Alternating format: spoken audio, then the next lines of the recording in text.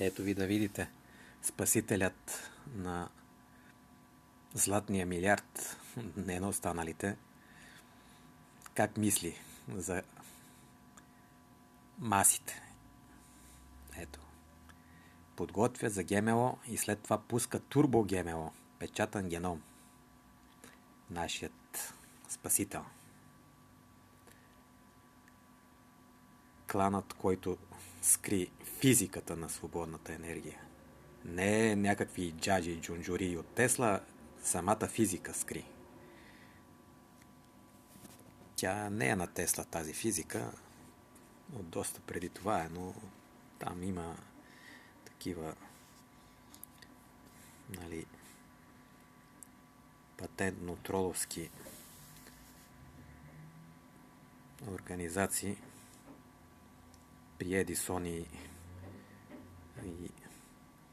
Уестингхаус ползвали са патентни тролове, за да патентоват върху физиката на свободната енергия и да скрият от хората тези неща.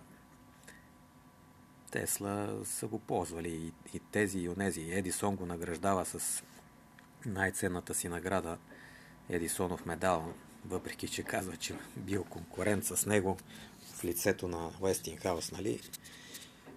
Ценят го и двамата, даже си обменят патенти. И Уестингхаус и Едисон ценят Тесла като изобретателен и добър за патентно тролене. Напълниме толкова много патенти, че физиката за свободната енергия остава лесно укриваема и след смъртта му на Тесла господин Тръмп и оглавявани от него екип лесно покриват нещата.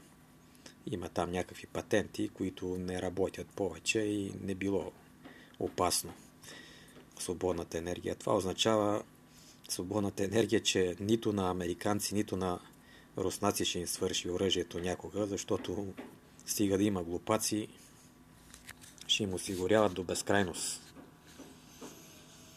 Нали?